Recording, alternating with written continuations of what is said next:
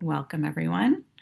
Thank you so much for joining us this afternoon. This Lunch and Learn program is the third in a series of 6 being hosted by the New Jersey Birth Equity Funders Alliance, also known, and most of you probably know us as NJBEFA.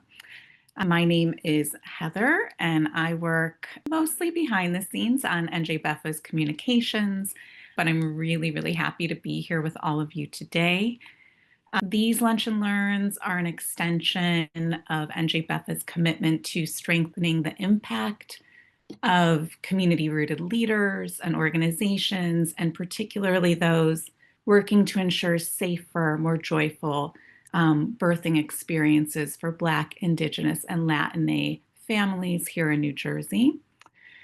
So again, we're thrilled you're here. We're thrilled you're part of our community. To give you a sense of how this next hour is going to go, in just a moment, I will turn things over to our presenters from the collective, Doctors Christina Jackson, Betsy Erba, and Alicia Mastrangelo. With decades of combined experience in community-based research, the collective team has worked with community-based organizations, state partners, clinical partners, and university centers on issues related to birth equity, leading their expertise by conducting research projects and teaching on things including the social determinants of health, doing landscape analyses, and service learning. They've also participated in numerous panels, workshops, and conferences, and you likely know this if you're here because you saw this and you were like, I need to sign up for this session. Today, they'll be taking us through the art of using research and data to craft stories that resonate, right? They're going to do a presentation for somewhere around 30 minutes, and following it, we'll have some time for Q&A. So if you have questions, drop them in the chat, and you'll be giving us a great starting point for conversation. After the Q&A, we will be either sharing a survey live or telling you about a survey we're going to send shortly following the session for your feedback, which we really appreciate in advance you completing because this is a new series, and the more we know about how the experience was for you, the better. And then from there, we're going to wrap up. So again, keeping everything contained in this 1 hour. And with that, I'm going to stop sharing. I'm just going to ask everyone during the presentation, stay muted, except our presenters, if you can. And again, just drop questions in the chat as they surface. So let me stop. And Christina, Betsy, and Alicia, I'm going to turn things over to you. Okay, thank you, Heather, and welcome everybody. We're so glad to have you here, and I'm just excited about this. And I went to a lunch and learn, I think last year, that NJBEFA had on the social determinants of health. I think that was last year, and yeah, it was just a really nice opportunity to get a good amount of information and over lunch and leave with really something that can help enhance you all. So yeah, I am very excited to be here. And yeah, we wanted to start and introduce ourselves, and then we're going to have a little icebreaker that's going to go in the chat. And so, yeah, so I guess I'll just introduce myself first. So, hi, everybody. My name is Christina Jackson, and I am a professor of sociology here at Rutgers University, and I am also the director of Africana Studies. So I'll pass it off to the others. I'm Betsy Erba, and I'm also a sociologist. I'm at Stockton University, and before coming to academia, my background was in community health and community organizing, and it's actually the reason I went to grad school was to better understand how folks who work in communities kind of conceptualize and work on problems and issues in the face of institutions and a bigger context that doesn't necessarily understand or meet community needs the most effectively as community leaders yourselves do. Hi, everyone. I am Alicia Mastrangelo, and I'm a physical therapist as well as an exercise physiologist. I formerly worked at Stockton in their physical therapy program, and I have been working for years professionally in the realm of women's health. And so I round out our team for today. And I'm also running the slides, so don't mind me if I get behind. But I'm gonna go ahead and Christina, you wanna take this one? Sure. Yeah, so again, welcome. We we have a lot to share with you all, and we're going to try to fit it within this hour. So yeah, I'm going to kind of help keep us moving along to make sure we have time and things for questions at the end. And so again, welcome, welcome, welcome. We're so glad you're here. And today, we're going to talk about data and storytelling. And the biggest thing that we want that you all to take away with is that you all are already storytellers and researchers, okay? You all collect stories from your clients, from families that you work with. You all collect numbers and data and things of that nature that describe like the experience of your organization. And so we just want to help you be able to develop that more. And if you don't already, have some confidence in the fact that you all have a lot of this information already. And, if things don't make sense, feel free to just put a question in the chat. Okay. So first, for the first couple slides, we're going to talk about why research and evidence matter and what counts as data. So kind of like the so what and why are we doing this? And then I'm going to lead us in a couple slides that talk about storytelling and what makes a story really powerful. And we're going to have a small activity that we're going to do in which you are going to develop an elevator pitch. And I don't want any preparation for it. I want us to just go forth and do it when the time comes. And I promise you, you'll feel better after. And then we're going to talk about how this all applies to social media and websites. So once you have your data, once you have your story, and your elevator pitch, how can you then share that to like gain more followers, how to build your business, and increase the clients in your organization. And then we're going to close out and we'll review some of what we talked about, and we'll also take some time for questions. Yeah, Okay, I think we're ready for the icebreaker. yeah.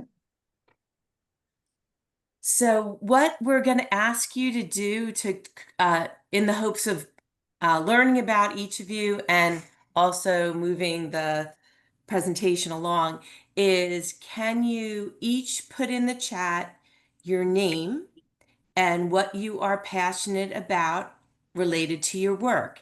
And we want to keep it simple. So just one sentence on what you're most passionate about related to your work. And we appreciate in advance you sharing with us.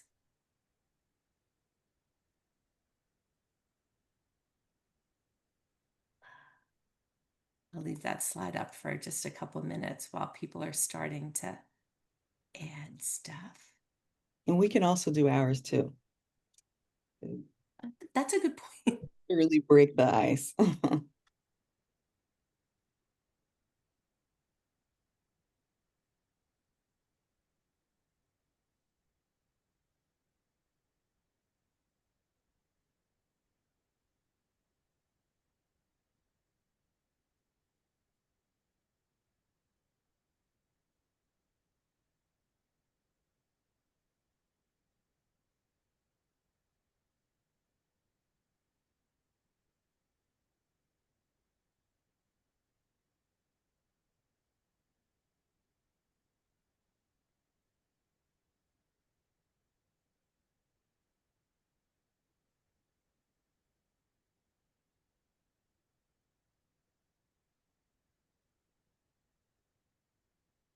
Okay.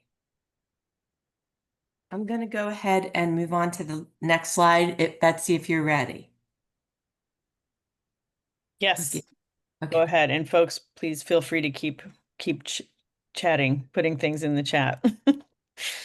Oh, is it not go? There we go. Okay, so again, I'm Betsy Erbaugh, and I teach sociology and gender studies at Stockton in South Jersey. And all three of us teach research and the practice of our fields in social science and health, public health, and health science to our students. And as Christina mentioned, a lot of what we teach, I spend a whole semester introducing students in sociology and anthropology to research and what research is and how and why it's useful and helpful, whatever careers they're going into. And the good news is that a lot of what we teach, a lot of what I teach in that class is that, as Christina mentioned, you're already doing virtually every step of what we're talking about today in terms of making observations, theorizing and explaining and understanding what's going on, what the problems are, what gaps need to be addressed, and constantly innovating new ways of understanding, defining, and solving all kinds of problems, gaps, and issues. And research is really just kind of a new set of words and terms and concepts, and it's like a new language for things that we all already do every day in our lives. And particularly as folks who work in birth equity and health promotion, you are already doing a lot of this. And so what we're introducing today is really more of a framework for thinking about what you already do as research, and then giving you some tools for thinking about how do funders and clients and potential supporters of your work, how can you present what you're doing and what your ideas are to them in a way that helps them solve issues they want to address, right? So how can you present your story using evidence in an effective way that gets people excited and want to join up with you in your efforts? So research, again, is a set of tools that helps us understand and explain what issues we're addressing and how effective we are at addressing those issues. And data and evidence help give real concrete examples, and making things really concrete helps people understand and grasp and visualize why and how what you're doing is really important, right? What the specific needs are that they maybe didn't quite understand before, or needs they kind of vaguely understood were there, but recognizing that you're the expert in your particular area of focus and that you are able to present to them, these are the specific shortcomings or gaps that I see and that I'm addressing, or that we in our organization are addressing. And here are the effective ways that we are understanding and kind of defining and solving those issues and those problems, right? And if you can simply gather the information you already have from your experience and your observations into some kind of package and present it through the way that you talk about your work and the way that you visually and in telling stories, the way that you present your work, it makes it more graspable, comprehensible, understandable by a bigger audience and by folks that you want to have join you in your work. And it enables them to see what you see, pieces of what you see at least. And gathering that information and presenting it as evidence, as data, right, as pieces of factual information that support your argument or your story, helps back up your definition of the issue, your story that what you're doing is really effective, and that if you had more support, you could do so much more, right, in your organization, and that your work is very important and really worth supporting. Next slide. Thank you. So, again, we could spend many semesters, years, right? For those of us who have grad degrees in this, you can spend years learning about and teaching and talking about the steps of the research process. But again, the point of this this image here is to show to break down the steps. And this is sort of based on the traditional scientific model. If you start at the top, we start with a theory and a hypothesis of maybe what we expect to have happen. And then we identify a specific problem or research question, right? So articulating, this is really the foundation, the starting place of any good research story that you want to tell is precisely stating what the problem is that you're addressing, or the question, the really compelling, important question that you are answering or that you want to answer in a persuasive way. And then based on that problem or question, we make observations and we collect information. In your case, you are already the expert in your field. The things that you just put in your chat are, every statement or formulation of your passions that you just put in the chat has key terms or concepts in it that are full of meaning and information, right? Each of those big important words in your statement of what you're passionate about, you could dig into that and talk and talk and talk about those things, right? And so the information that's behind those ideas and those concepts is based on your observations, right? It's based on what you have seen and information you already know from the world around you and from the world that you are an expert in, as well as information that you are constantly collecting from your clients, patients, coworkers, community members,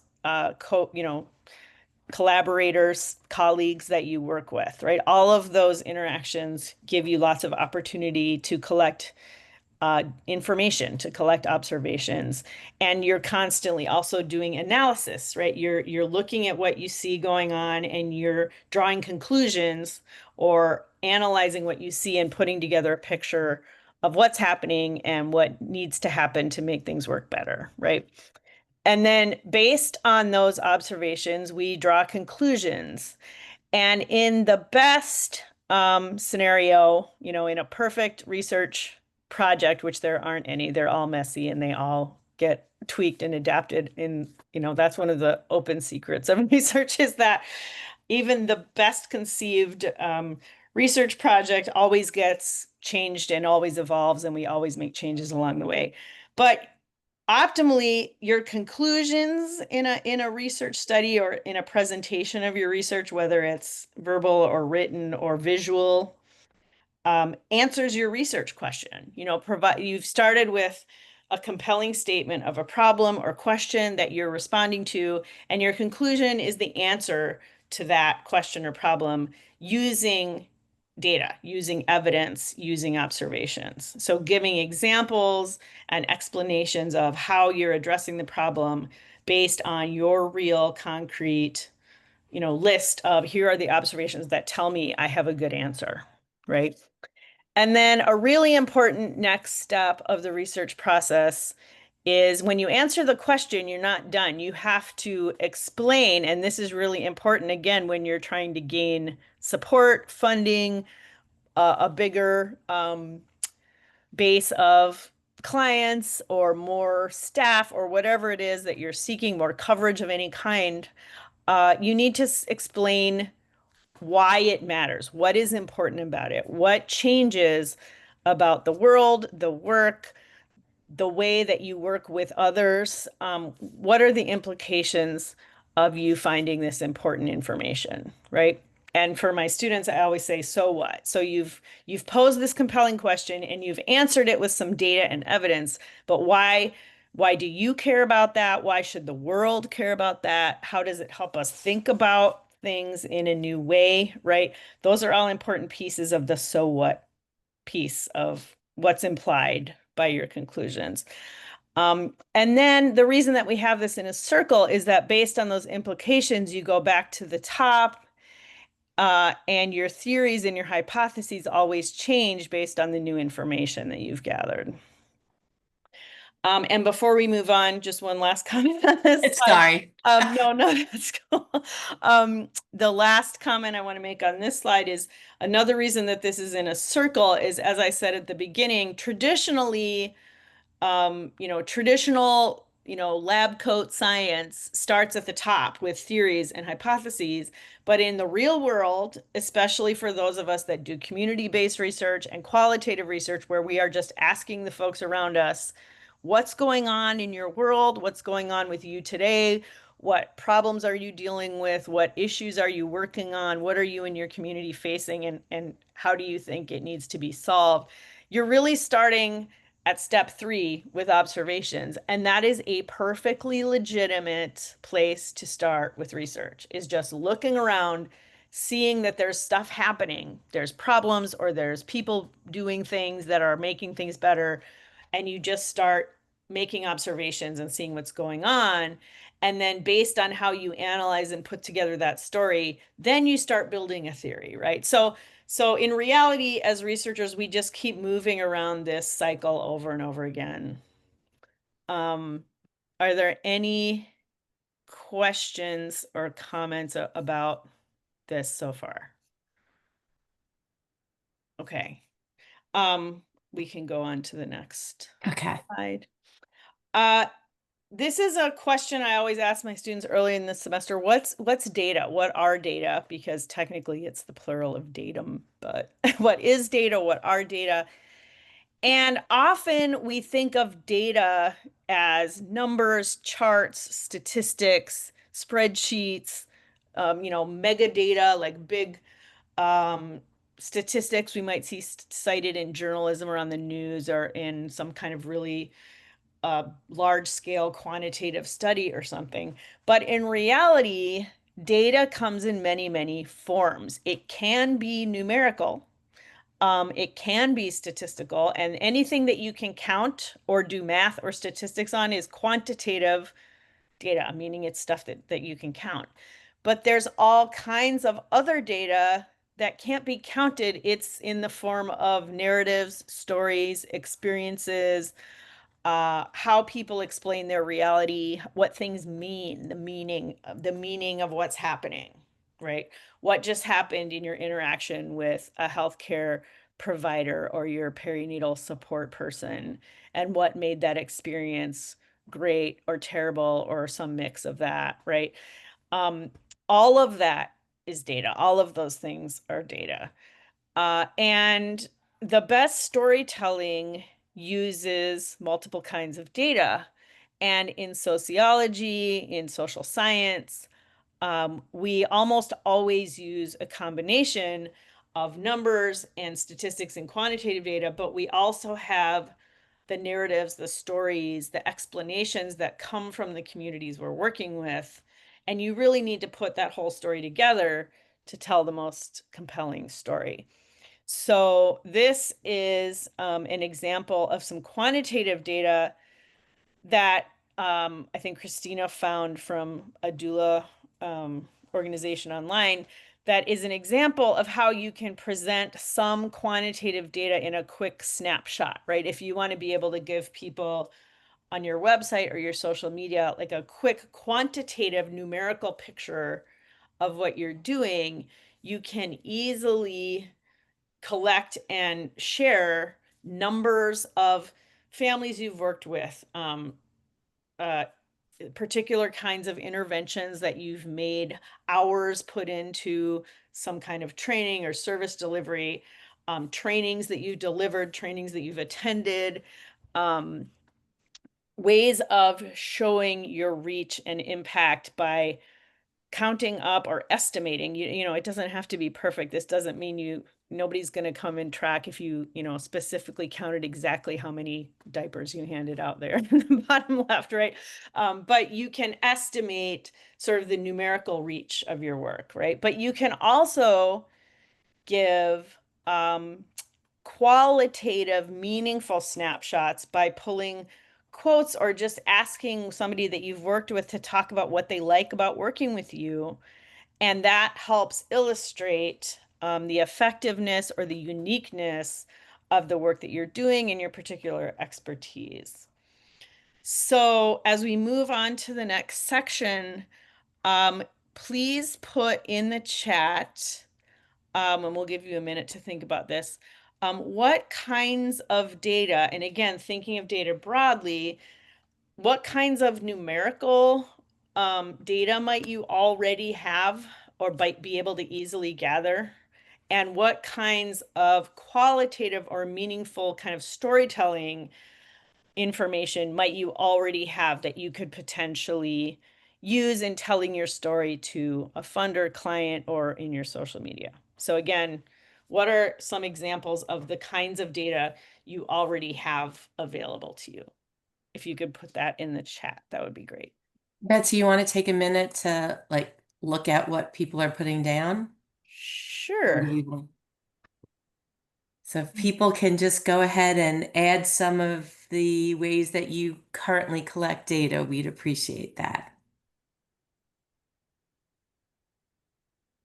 When I switch to the chat, can you see that slide? Yes. Okay. I mean, we can't, yeah, we can't see you looking at the chat. We just see the slide. Okay. Oh, cool. Okay, so we're getting really great stuff. Interview responses about mental health support in the breastfeeding journey. Families, how many families supported with baby essentials collected through Google Forms. Post-workshop and training feedback for professional development and workshops, also through Google Docs. Data that's requested by funders and grantors, yes. Inductions supported, time at birth, families supported. Google Sheets is another handy free tool. Provider feedback on Medicaid doula benefits from focus groups. Another response is about interviews and participant numbers and information from participants, as well as surveys. Stories collected from birthing people about experiences of care, quality of care throughout pre, intra, and postpartum care. Yeah. So these are all fabulous examples of kinds of data, as well as ways that you can collect data in ways that are efficient, right? So you can ask folks that you work with to fill out Google Forms, Google Docs, Google Sheets, right? You can use a number of different tools to collect and kind of compile different kinds of information, both through storytelling and also those numbers. And these are fantastic examples of ways that you are already collecting data or could potentially collect and gather more data. Thank you. Yeah, like the last one there about about conversations. Yes. Maybe it's not documented, but you could start a journal where you're writing down just comments like that that you could use moving forward. Yes. Okay. Yes, agreed. And yeah, that's kind of one of the first tricks of the trade that we teach our budding new researchers, our undergrad social scientists, is just keep a notebook. And at the end of your interaction with someone you're working with a client, just write down specific details. Maybe there's some kind of information that you always collect, but then also just kind of jot down some quick impressions. We call those field notes, right? And even if you can kind of capture a quote or a paraphrase, right?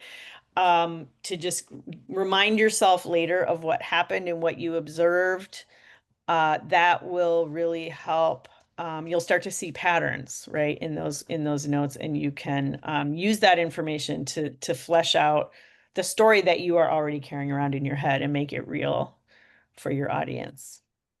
Also, if your clients send you a thank you note or a text message that gives you some thoughts on their journey, that's another thing to save. Thank you. All right, I think we're ready to go to Christina. Okay, So thank you all for putting all these wonderful points of data in the chat. I feel like some of y'all could be teaching this workshop yourselves. It seems like you already collected so much data, so For that's great. sure. So then it's like, well, what do we do with that, right? We have all these like notes and thank you notes. We have all these kind of feedback from like our workshops that we're doing. How do we then kind of put that in a compelling way, right? That can increase your clients, get you more funding, but then also like a kind of we call elevator speech way, right? And you come up to someone, you're like, um, what do you do? What's your organization about? Right. And even me, I'll be like, well, I do some focus groups and I talk to folks and it's just it's not automatically ready, right? And so I found that we do so much, but then when we get to a moment where we're talking about what we do, right, we kind of choke a little bit. So I find that it's that storytelling is a way to be able to take the data and the stories and the feedback that we have and put that in a way that is compelling and that shows the work you're doing and also enables people to see where you fit in that, right? And if you are able to provide us with more funding, we could increase our impact, right? So why storytelling? Stories are memorable, right? We all know that, right? When we hear of a story, I just came back from Chicago and I was visiting my mentee who has 1-year-old twins, and they told me their birth story, and I was blown away, right? And I was like, wow. And so they're memorable, they're engaging, and they help to make your mission also memorable, right? Stories really bring connection down to the human level, right? A family that didn't have, different type of postpartum supplies or things that they need or time, right? You all are able to give them those things so that now they have it and now they can feel better about themselves and their own bodies and being a parent, right? So that is connection, right? Down at the human level. We all can relate to that, right? Like Betsy was saying earlier. Facts are great, right? They inform, right? But stories kind of thread the facts together, right? In a way that inspires people that are just like, I want to get to know this organization, right? I want to see what they're doing. So the shape of the story is something I put together that kind of thinks about when someone comes up to you or your organization or your social media page, right? How are you going to engage them, right, with the type of material that you have? And this is kind of a general arc of what you'll be creating in just a moment. Um, First people want to know what's the conflict, what's the problem, right? What issue do you want to tackle, right? So some of you, we've been doing a couple workshops, so some are really adept in like postpartum massage for parents. Some of you take care of like nutrition needs. Some of you are in the actual room in hospitals. What is the issue that you tackle?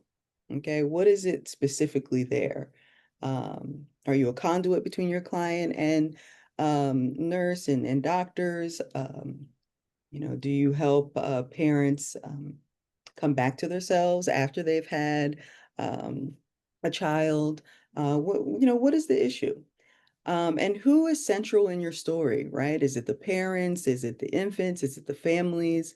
Um, is it, kind of like the funding landscape? Or maybe you're also in relationship with the state. So who are the kind of characters that make up your story? And sometimes we have to like sit back for a bit and really think about like who you are, because many of you are hands-on and you're doing so many things for families. But when we sit back, like who are the different like folks in this story? Um, and then, of course, we take away the imagery. What makes the story vivid, right? Maybe you're showing a before and after picture, right, of someone who's pregnant and then after, right? Like happy, holding their baby, like lactating, latching really well, right? Like that's vivid. I'm like, oh wow, I see the before, I see the after. Maybe it's some of you do like family days in the community where you're like passing out things about your business. Maybe you're giving diapers and different materials, like a picture of you, passing that out at your table to the community, right? Is very impactful. Okay. Um, and then, the last two are really, really important because I think a lot of the time we know what the problem is, we know who's involved, we have a great picture, but like the real stitch here is, where do you fit into this, right? What change can happen with support, right? Maybe you want to broaden your impact to South Jersey, right? Maybe you want to, over the next year, increase your client base. Maybe you want to obtain funding to hire more staff so that you're not running around doing all the things, right? Maybe you want to build up more professional development in your organization. Maybe you want to bring another facet of your business on. Maybe you do postpartum work, but maybe you also want to help birthing people kind of get back into the work world, right? Whatever the thing is, with this particular support, how would you be able to make that happen?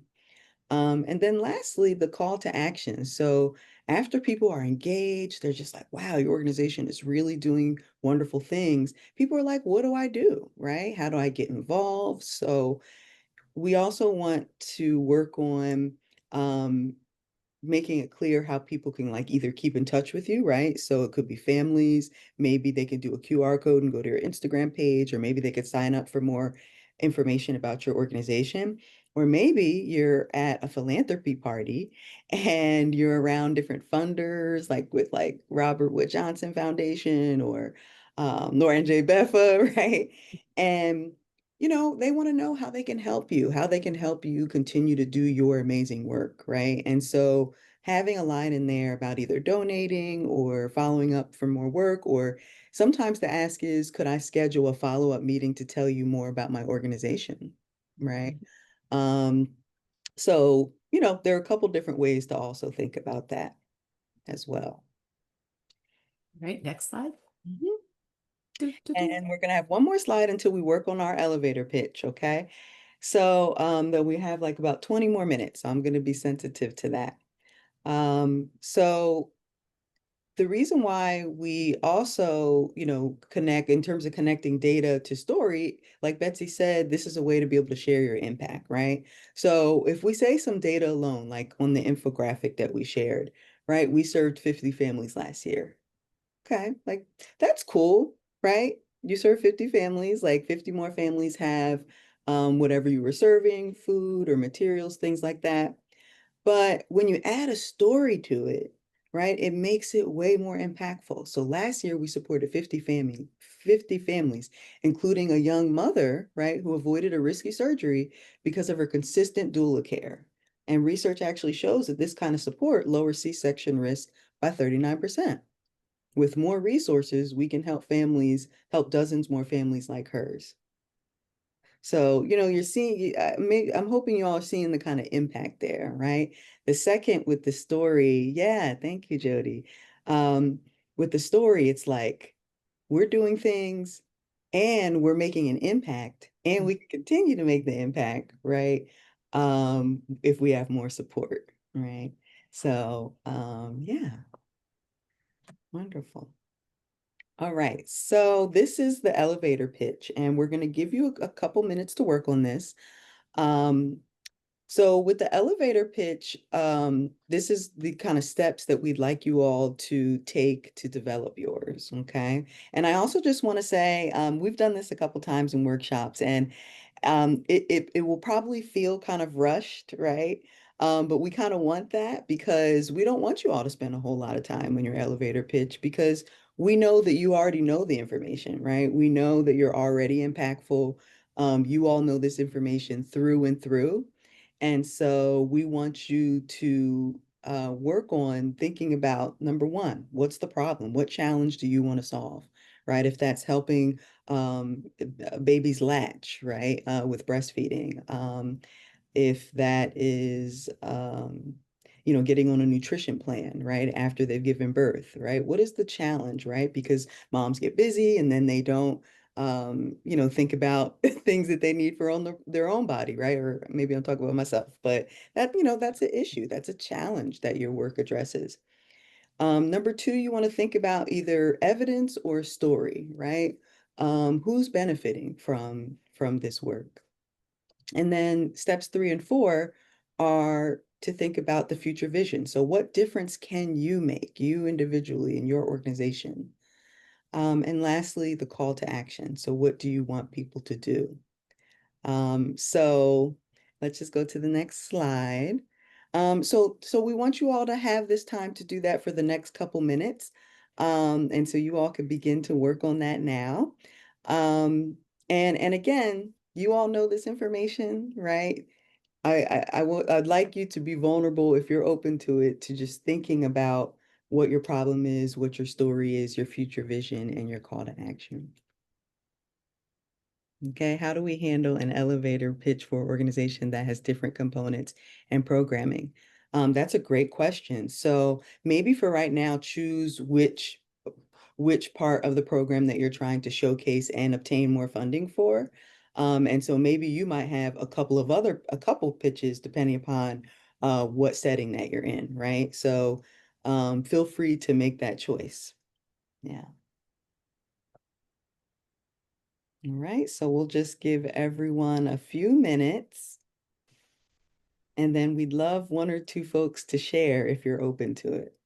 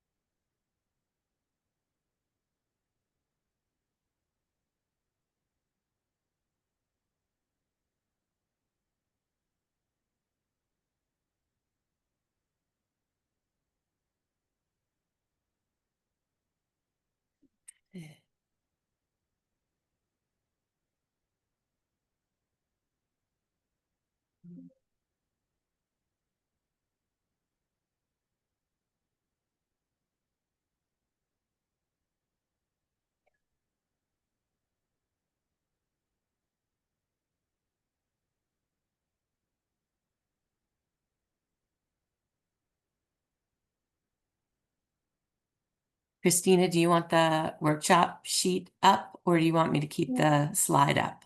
Yeah, just keep the slide up. That's just the exact same thing for them to do later if they want. Yeah, just get that there.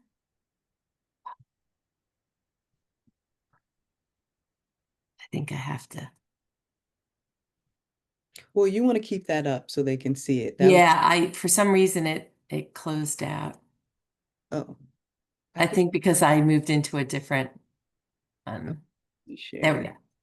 Oh, you got it up? Okay. Can you see that? No. Oh, okay. I could share it. Let me see. Or Betsy maybe might have it. Oh, I got it. Okay. Share. And when you've created yours, feel free, if you're open, to put it in the chat. There's no judgment here. We are all working on our elevator pitches and short ways that we can talk about our data and impact. So yeah, feel free.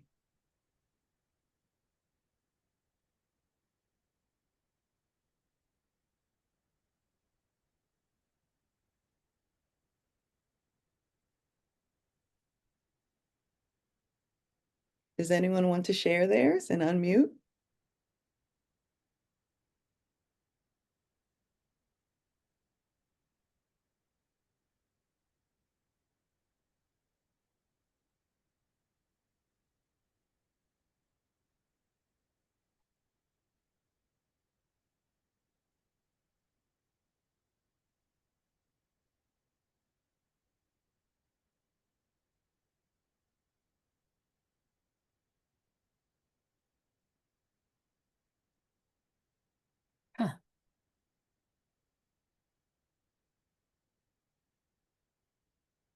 Okay, so given time, I would like to probably move to the next slide, but I would still want to check in and see if anybody's willing to share theirs or put them in the chat.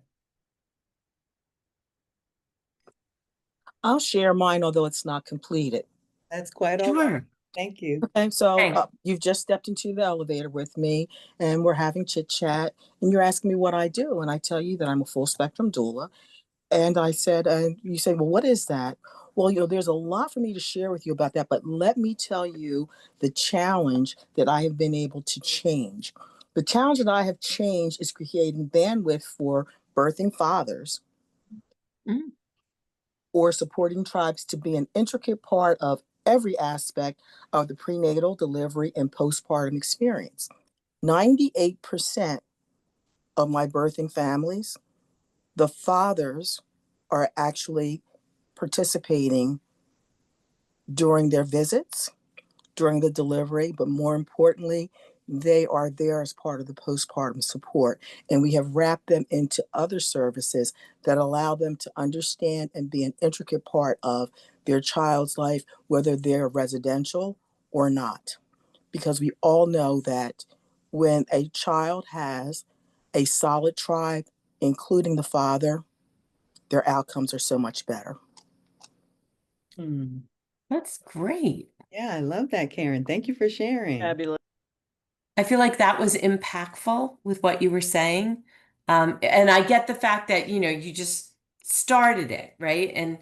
But it's something that you could refine and um, I just feel like that is compelling what you had to say. You even included some data in it as well and a Yeah, story. yeah, wonderful. Thank you, Karen. Yay. And I see Jody put one out, another one in. Yeah, so feel free to share in the chat. It takes a little courage. So thank you, Karen, for sharing that.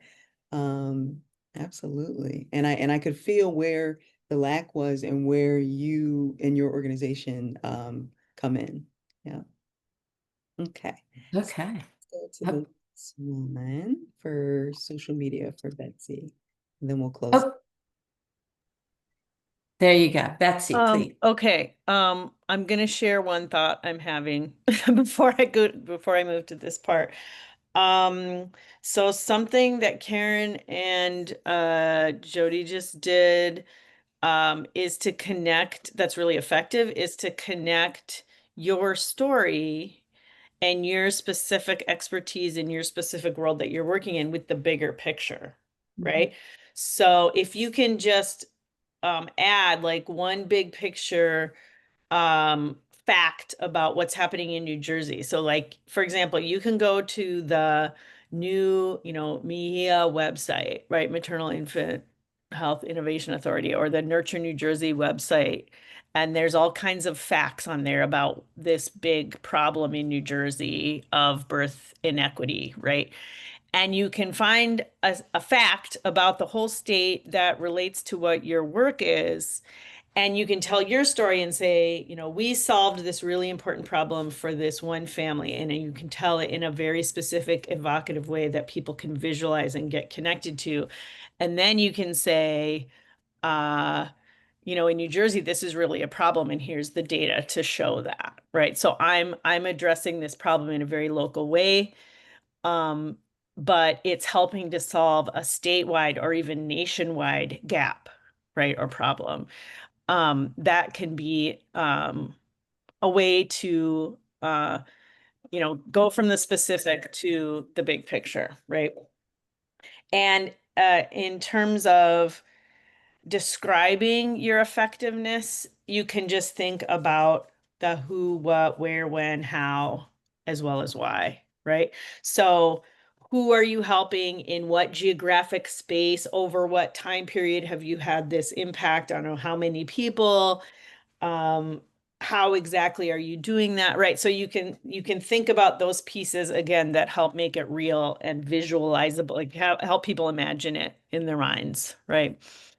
Okay, so the social media website piece, again, just kind of coming back to what we mentioned earlier, is yes, it's very important for you to have your elevator pitch at any moment. You never know, anyone that you run into, you want to be able to share your passion, what you're doing, why it's important to you, how effective you are being, something that a new challenge or new idea that you're having that you're wrestling with, that's going to motivate your story, right?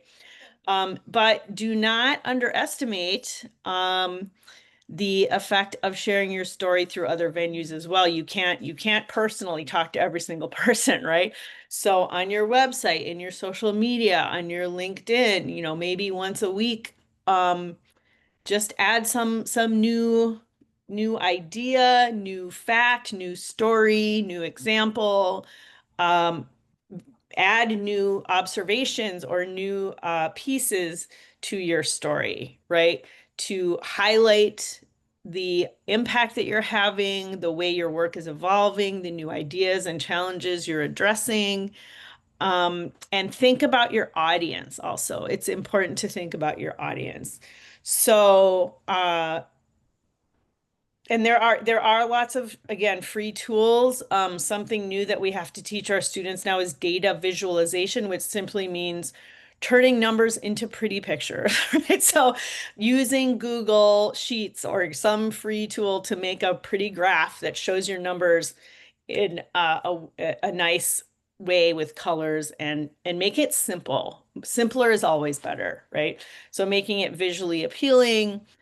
Um, I'm sort of seeing in the chat, it's perfectly fine to have multiple drafts. You can start out with a wordier pitch and then realize, oh, I want to edit this down and hone in on the really important pieces. If I only literally have 60 seconds, what do I need to hit, right?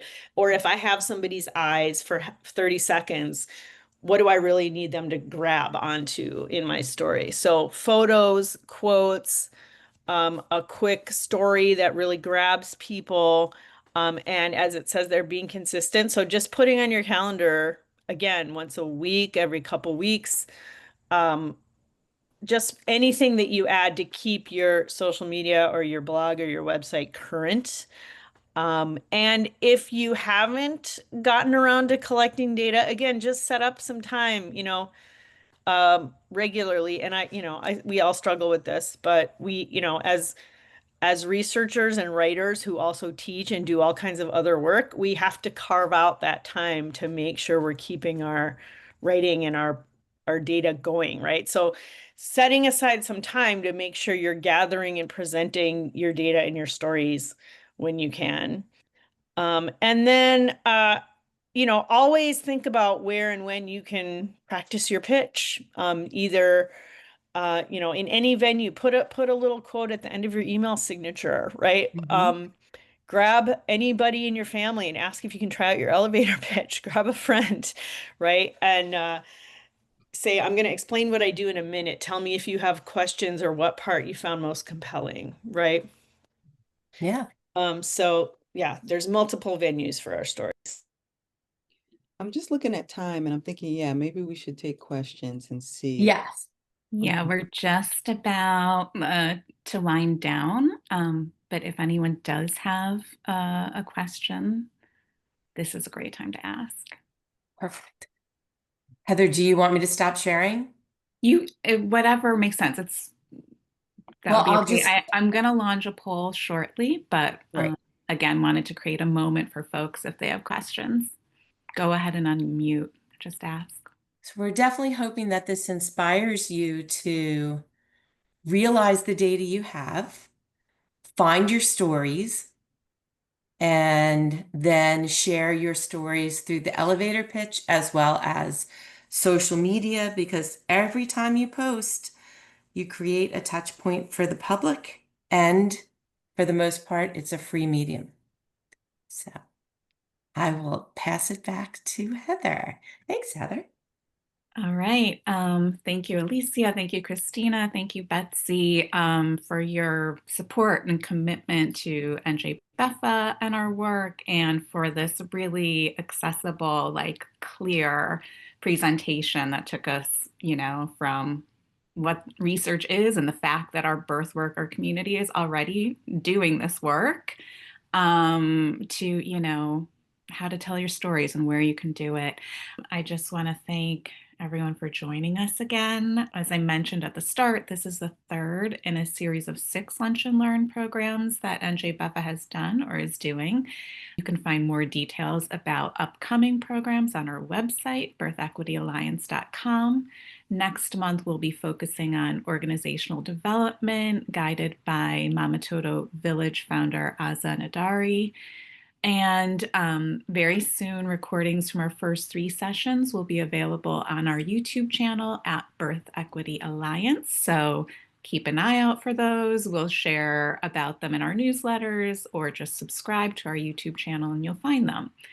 That said, I just want to say again, Christina, Betsy, and Alicia, thank you for your expertise and for a really rich session. I loved the flow. And that you invited participation in all the way through. And if you've already completed the survey, it is 1, we're done. Thank you for joining us and take good care, everyone. Thank you all for being here. You. Thank you.